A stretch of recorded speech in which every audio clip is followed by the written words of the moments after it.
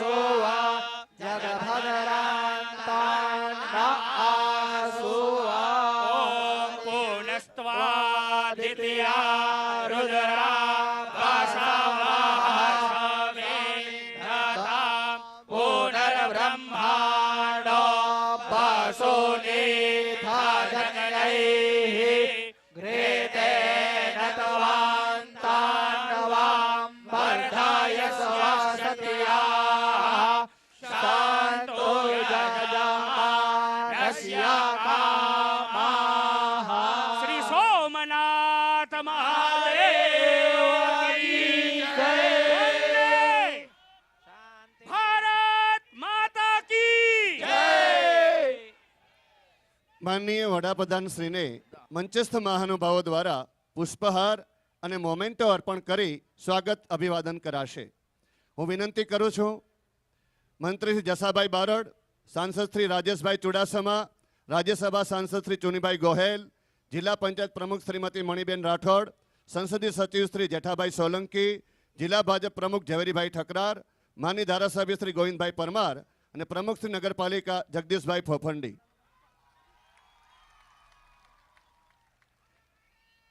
સ્વાગત અભિવાદન સમારોહમાં માનનીય વડાપ્રધાન શ્રીનું પુષ્પહારથી સ્વાગત થઈ રહ્યું છે.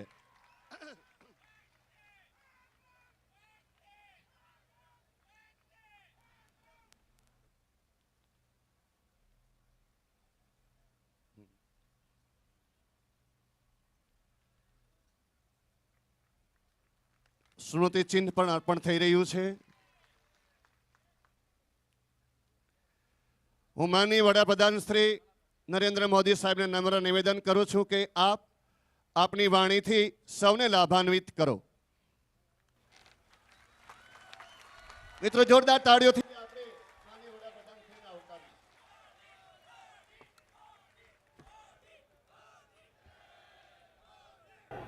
જય સોમનાથ, જય સોમનાથ, જય સોમનાથ.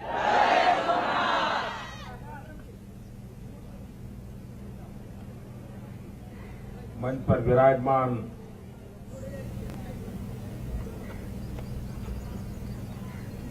गुजरात सरकारना मंत्री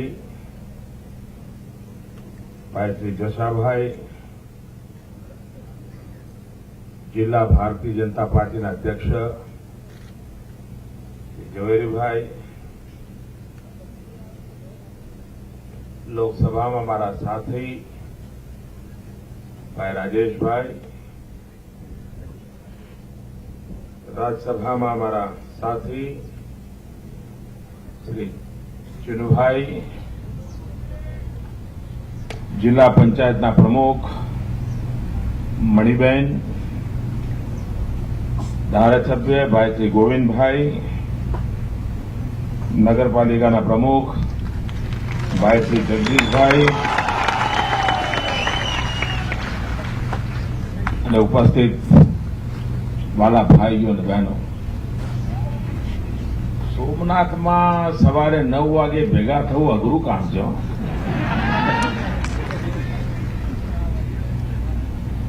કોઈ દરિયા કિનારે 12 વાગ્યા પહેલા કાંઈ ન કરી શકાય અને તેમ છતાંય આટલી મોટી સંખ્યામાં આપ સ્વાગત સન્માન કરવા માટે આવ્યા. હું આપનો હૃદયથી ખૂબ ખૂબ આભાર માનું છું.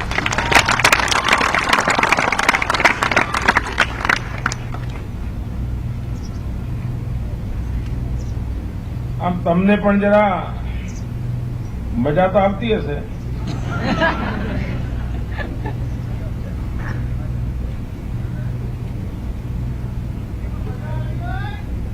આવે છે કે નહીં? હા.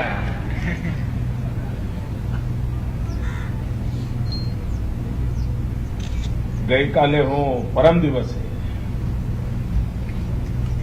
વિશ્વનાથના ચરણોમાં હતો અને આજે સોમનાથના ચરણોમાં છું. અવાજ બરાબર છે ભાઈ?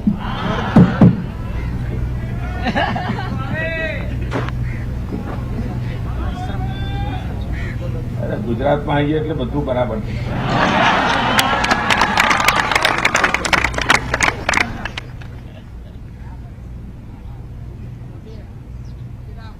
મારું આ સૌભાગ્ય છે કે એક તરફ સોમનાથ બાપાના આશીર્વાદ અને બીજી બાજુ કાશી વિશ્વનાથના આશીર્વાદ.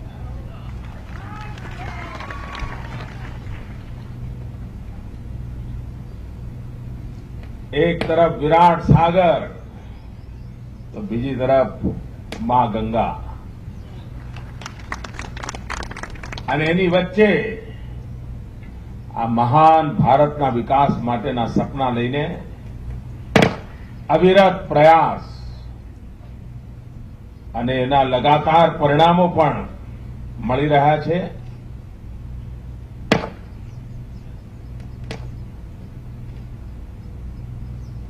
દેશમાં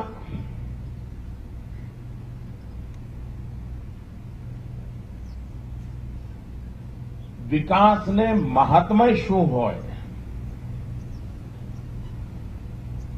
સમસ્યાઓના સમાધાનમાં એક સુવિચારિત વિકાસની ડિઝાઇન હોય તો કેટલું ઉત્તમ પરિણામ આપી શકે છે કે આ 3 વર્ષના ટૂંકા ગાળામાં દેશે અનુભવ્યું છે. ટુકડાઓમાં તો બધું ઘણું થતું હોય, ચૂંટણીઓને ધ્યાનમાં રાખીને ટુકડા ફેંકાતા પણ હોય. અડધું કામ અહીં કરવાનું, અડધું ત્યાં કરવાનું, અડધું ફલાણી જગ્યાએ કરવાનું, રૂપિયા વપરાતા હોય પણ કામ દેખાય નહીં. એક ગામમાં થાંભલો નાખ્યો હોય તો બીજા ગામમાં કેબલ પડ્યા હોય તો ત્રીજા ગામમાં ટ્રાન્સફોર્મરની ચર્ચા થતી હોય, વીજળી આવે ના આવે. પણ જે ગામમાં થાંભલા હોય ત્યાં જ કેબલ નાખે, ત્યાં જ ટ્રાન્સફોર્મર હોય તો વીજળી આવવાની ચાલુ થાય. પણ અત્યાર સુધી ટુકડામાં જ બધું ચાલ્યું. આપણે એક સાથે કામોને પૂર્ણ કરવાની દિશામાં જ આગ્રહી બન્યા છીએ. દાખલા તરીકે શાળાઓમાં દીકરીઓ માટે શૌચાલય નહોતા અને એના કારણે દીકરીઓ ભણતી નહોતી, શાળા છોડીને જતી રહે. આપણે ગુજરાતમાં હતા ત્યારે અભિયાન ઉપાડ્યું, સફળતા મળી, આખા દેશમાં ઉપાડ્યું અને આજે દેશમાં બધી જ શાળાઓમાં દીકરીઓ માટે જુદું ટોયલેટ બનવા માંડી ગયું. મોટા ભાગે બની ગયા. હવે આ કામ એવા નહોતા કે દેશ આઝાદ થયો ત્યારથી ન કરી શકીએ, પણ નહોતા થયા. આપણો પ્રયાસ એવો છે કે આ બધી બાબતોનો લાભ દેશના ગરીબમાં ગરીબ માણસને મળે. હવે ઇન્દિરાબેને બેંકોનું રાષ્ટ્રીયકરણ કર્યું હતું અને એ વખતે એમ કહ્યું હતું કે બેંકો ગરીબો માટે જ હોવી જોઈએ, ગરીબોના કામ આવી જોઈએ. આપણે જોયું કે આટલા બધા વર્ષ થયા, કોઈ ગરીબને તમે બેંકના દરવાજે જોયો હતો? બેંકમાં ખાતું ખોલાયું હતું? આપણે ઉપાડ્યું કે નહીં, પહેલા મારે બેંકો ગરીબો માટે ખોલવી છે અને દેશમાં પ્રધાનમંત્રી જનધન યોજના અંતર્ગત કરોડો બેંકના ખાતા ખોલાવી દીધા. ગરીબનો હક પ્રસ્થાપિત કરવા માટેનું બેંકોને મજબૂર કરવામાં આવી. આપણે ત્યાં મોટા મોટા શેઠિયાઓ, મોટા મોટા બાબુઓ ક્યાંક ખરીદી કરવા જાય ખિસ્સામાંથી કાર્ડ કાઢે, કાર્ડ કાઢીને આમ ઘસીને પૈસા લે. ગરીબ માણસને એમ થાય કે આ સારું કેવું છે, રૂપિયા નથી, કશું નથી, અને આના કાર્ડ આમ લીટો મારે છે, પૈસા પણ મળી જાય છે. આપણે નક્કી કર્યું કે આ લાભ ગરીબોને મળવો જોઈએ અને આ દેશના 21 કરોડ ગરીબોને રૂપે ડેબિટ કાર્ડ આપણે આપી દઈએ. ગરીબ અને અમીર વચ્ચેની બરાબરી કેમ ન થાય એ આપણે કરી બતાવ્યું અને એક પછી એક એવા પગલા લઈ રહ્યા છીએ. ભાઈઓ બહેનો, આપણે આ સમુદ્ર તટ પર છીએ. આ સમુદ્ર તટનો વિકાસ, આખી ક્રાંતિ આપણા સમુદ્ર તટના વિકાસથી લાવી શકાય. આ દેશનો આટલો મોટો સમુદ્ર કિનારો છેક જગવથી લઈને પૂર્વના કિનારા સુધી, પૂર્વી હિન્દુસ્તાન સુધી, પણ એનો જેટલો ઉપયોગ થવો જોઈએ દેશના વિકાસમાં, એની તરફ આપણે ધ્યાન કેન્દ્રિત કરીને એક સાગરમાલા યોજના બનાવી છે. આ સાગરમાલા યોજના અંતર્ગત 8 લાખ કરોડ રૂપિયાનું રોકાણ માત્ર સમુદ્રી તટ પર વિકાસ માટે થવાની યોજના છે અને એના કારણે રોજગારીની તકો ઉભી થશે, ઔદ્યોગિક વિકાસ થશે, ટુરિઝમનો વિકાસ થશે, અહીંના આખા જીવન ધોરણો બદલાઈ જશે. લગભગ 400 જુદા જુદા પ્રોજેક્ટ આખા દેશના સમુદ્ર તટ ઉપર આપણે આઈડેન્ટિફાઈ કર્યા છે, પસંદ કર્યા છે અને એના વિકાસ તરફ આજે આપણે ધ્યાન આપી રહ્યા છીએ.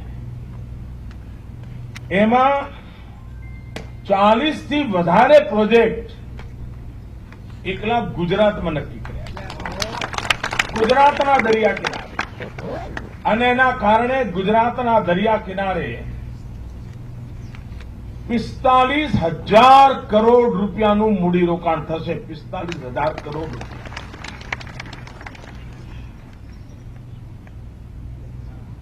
એમાં 18 આપણા જે પોર્ટ છે એને આધુનિક બનાવવાના છે, મોડર્નાઇઝ કરવાના છે.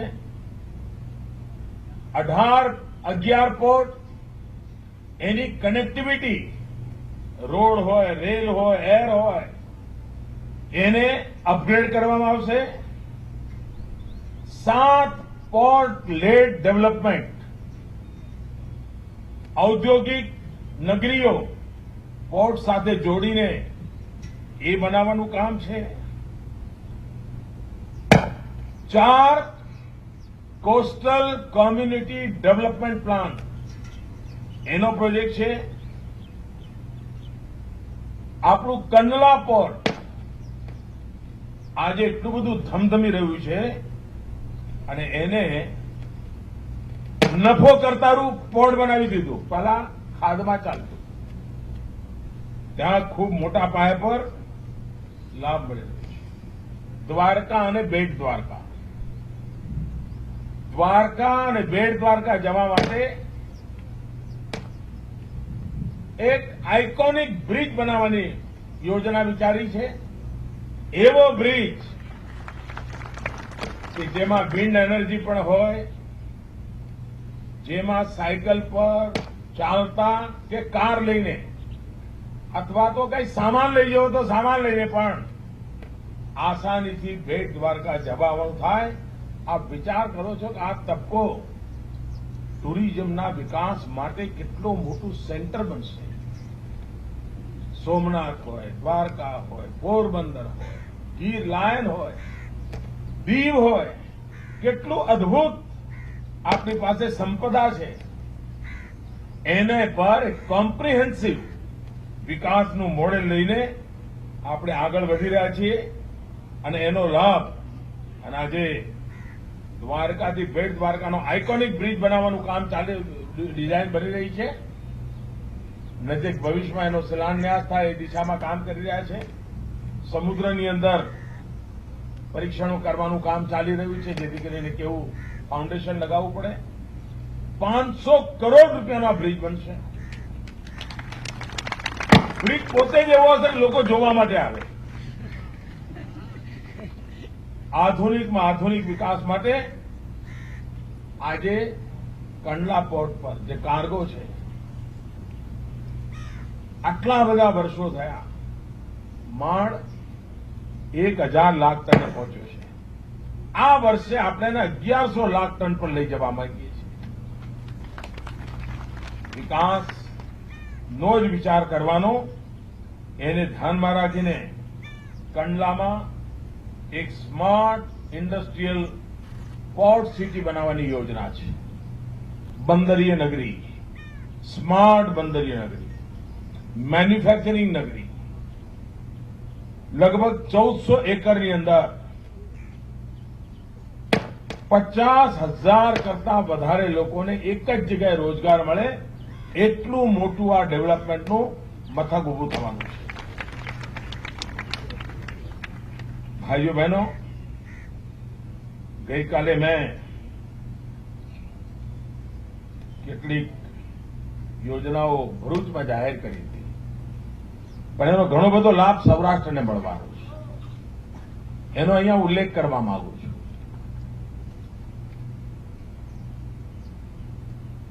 જે આપણે ત્યાં સ્ટેટ હાઈવે છે એને હવે કેટલાક આપણે ભારત સરકાર જવાબદારી લેશે અને નેશનલ હાઈવે બનાવશે. નેશનલ હાઈવે કરવાને કારણે એની પહોળાઈ, એની ક્વોલિટી, એની સેવાઓ બધું બદલાઈ જતું હોય છે અને સરકાર, ભારત સરકાર ખર્ચો કરશે. લગભગ 12,000 કરોડ રૂપિયા આ કામ માટે લગાવવાનું યોજના બનાવી છે. 12,000 કરોડ રૂપિયા નાની રકમ નથી હોતી. અને 8 રોડ ઉપર જેના કારણે અકસ્માતો ઓછા થાય, સ્પીડ વધે, આવા મહત્વના રોડની આજુબાજુમાં બધા વિકાસ થાય, રોજીરોટીના અવસર ઉભા થાય, એને ધ્યાનમાં રાખીને અને જે 8 રાજ્યના જે ધોરીમાર્ગ છે એ રાષ્ટ્રીય ધોરીમાર્ગ બનશે, નેશનલ હાઈવે બનશે. એમાં એક ઉના, ધારી, બગસરા, અમરેલી, બાબરા, જસદણ, ચોટીલા. બીજું નાગેશ્રી, ખાંભા, ચલાલા, અમરેલી. ત્રીજું પોરબંદર, ભાણવડ, જામજોધપુર, કાલાવાડ. ચોથું આણંદ, કઠલાલ, કપડવંજ, બાયડ, ધનસુરા, મોડાસા. લખપત, ગઢુરી, હાજીપુર, ખાવડા, ધોલાવીરા, મવાના, સાંતલપુર. ખંભાલિયા, અડવાણા, પોરબંદર. ચિત્રોડ, રાપર, ધોલાવીરા. ખંભાલિયા, ભાણવડ, રાણાવાવ. 12,000 કરોડ રૂપિયાના આખો સૌરાષ્ટ્રનો પટ્ટો. આપ વિચાર કરો કે વેરાવળ, સોમનાથ, પોરબંદર, દ્વારકા વિકાસ માટેની આ રોડની વ્યવસ્થા કેટલી મોટી તાકાત આપશે એનો આપ અંદાજ કરી શકો છો. ભાઈઓ બહેનો, આજે જ્યારે આપની વચ્ચે આવ્યો છું ત્યારે જે દિશામાં આપણે કામ કરી રહ્યા છીએ, ભારતની નો જે રાષ્ટ્રીય ધ્વજ છે એ આપણો તિરંગો છે અને એમાં એક ચોથા રંગનું ચક્ર છે, એક કેસરીયો છે, એક લીલો છે અને એક સફેદ છે. આપણે દેશમાં કેસરિયા ક્રાંતિ કરવા માંગીએ છીએ. કેસરિયા ક્રાંતિ એટલે ઉર્જાની ક્રાંતિ. સોલાર એનર્જી, વિન્ડ એનર્જી, સૂર્ય શક્તિ, પવન શક્તિ, આના આધારે ઉર્જાની દિશામાં સમગ્ર દેશમાં એક મોટી હરણફાળ ભરી રહ્યા છીએ. ગેસના આધારે ઉર્જા, એમાં હરણફાળ ભરી રહ્યા છીએ. કારણ કે આજે વિકાસના કેન્દ્રમાં ઉર્જા છે. જ્યાં ઉર્જા અવેલેબલ હશે ત્યાં વિકાસની સંભાવનાઓ વધતી હોય છે. ગુજરાતે એમાં પહેલ કરી હતી. સોલાર એનર્જીમાં આખા દેશમાં વળાંક આપવાનું કામ કોઈએ કર્યું હોય, ટર્નિંગ પોઈન્ટ બનાવવાનું કામ કર્યું હોય તો ગુજરાતે કર્યું. ગુજરાત પહેલું રાજ્ય હતું જેણે સોલાર એનર્જીની પોલિસી બનાવી. ત્યાર પછી હિન્દુસ્તાનમાં બની. તો સોલાર એનર્જી આજે દુનિયામાં હિન્દુસ્તાનની વાહવાહી થઈ રહી છે. અને ભારતે પર્યાવરણના જે પ્રશ્નો વિશ્વ સામે ઉભા થયા છે એના ઉકેલ માટે ભારતે ઘણી મોટી પહેલ કરી છે અને એમાં આનું મોટું યોગદાન છે. બીજી છે લીલો colour, green revolution. Saffron revolution, green revolution, હરિયાળી ક્રાંતિ. આપણું સપનું છે 2022માં હિન્દુસ્તાનના ખેડૂતની આવક બમણી થવી જોઈએ. બમણી.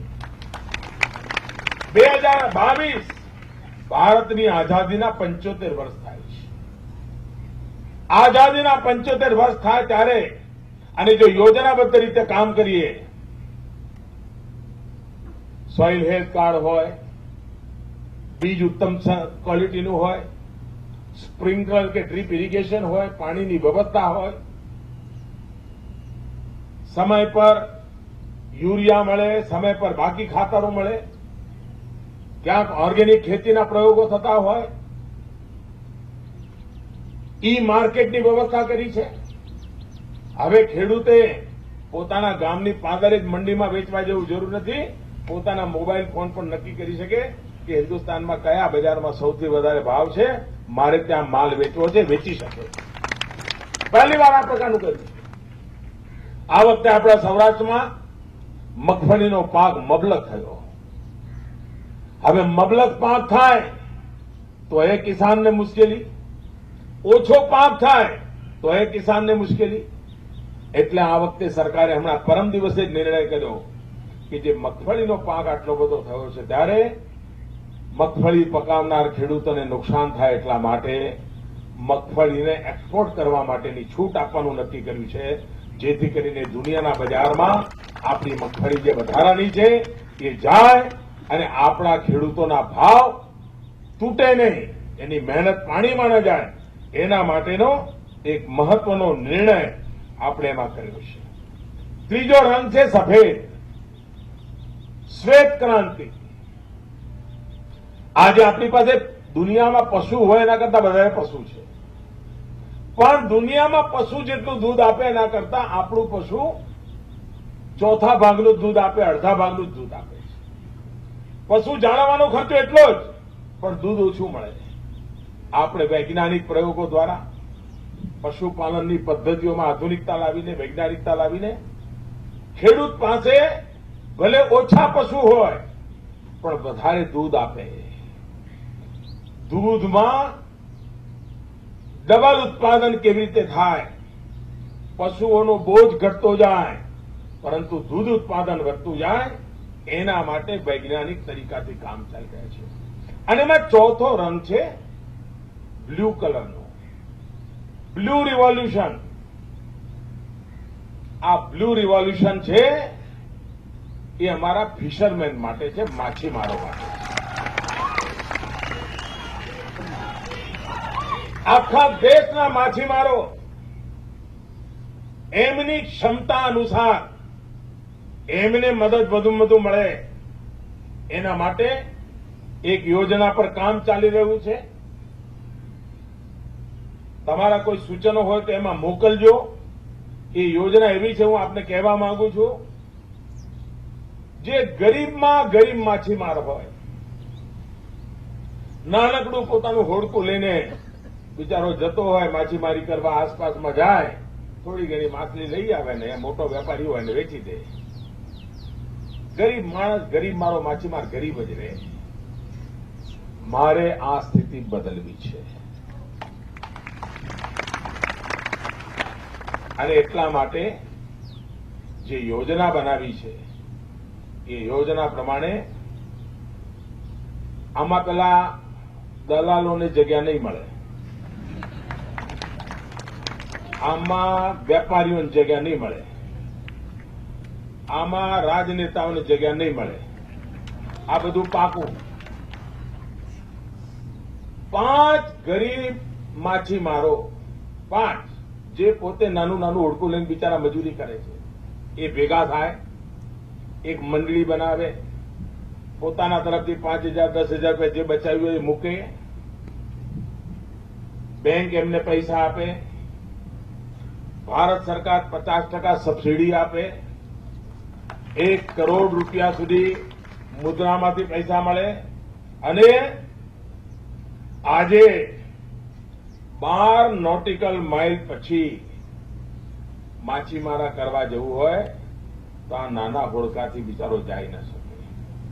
આમાંથી આધુનિક બોટ ખરીદવાની, 5 લોકો ભાગીદારીમાં 12 નોટિકલ માઇલથી દૂર જ્યાં ઉત્તમ પ્રકારની માછલી મળતી હોય, વિપુલ માત્રામાં માછલી મળતી હોય, ત્યાં માછીમારી કરે. બોટમાં કોલ્ડ સ્ટોરેજની વ્યવસ્થા હોય, બધું પતાવીને ઘેર આવે, સીધી કોલ્ડ સ્ટોરેજની એને વ્યવસ્થા મળી જાય. મારો નાનામાં નાનો ગરીબ માછીમાર હિંમતપૂર્વક આગળ વધે, દૂર દૂર દરિયો ખેડી શકે, આધુનિક બોટ મળી શકે, એવી એક 50% ભારત સરકારની સબસિડી માછીમારને મળ. આમ આખો દાડો જમવામાં ચા પાણીનો જેટલો ખર્ચો થતો એટલો જ ખર્ચો, એટલા ખર્ચે એનું આ મોટું કામ કરવાની દિશામાં યોજના બની રહી છે. હજુ કાગળ પર કામ ચાલી રહ્યું છે. તમારા સૂચનો રાજેશભાઈને, ચુનીભાઈને આપશો તો હું એમાં વિચાર કરીશ કે ઉમેરવા જેવું લાગતું હોય તો, કંઈક ખૂટતું હોય તો હું વિચાર કરીશ. અને વેળાસર આ યોજના બને અને આખા દેશના મારા ગરીબ માછીમારો માટે આ યોજના છે. ગરીબ માછીમારોને સીધો લાભ મળે એના માટેની યોજના છે. અને એના કારણે મોટામાં મોટો લાભ મારા સમુદ્રી તટ પર જે ભાઈઓ બહેનો રહે છે એમને મળે એ દિશામાં કામ કરવાની યોજના ચલાવી રહ્યો છું. ભાઈઓ બહેનો, આપ સૌને મળવાનો અવસર મળ્યો. પહેલા તો વાર સવારે તમારી વચ્ચે આવી જતો હતો, હવે જરા કામ વધી ગયું છે એટલે 3 વર્ષે આટો મારવા આવ્યો છું. પણ તેમ છતાંય આપના આશીર્વાદ બન્યા રહ્યા. દાદાના દર્શન કરવાની તક મળી ગઈ. સોમનાથ ટ્રસ્ટની મિટિંગમાં મારે રહેવું છે, પણ ખરેખર આપે અદભુત પ્રેમ બતાવ્યો છે. આપનો ખૂબ ખૂબ આભાર માનું છું. ધન્યવાદ.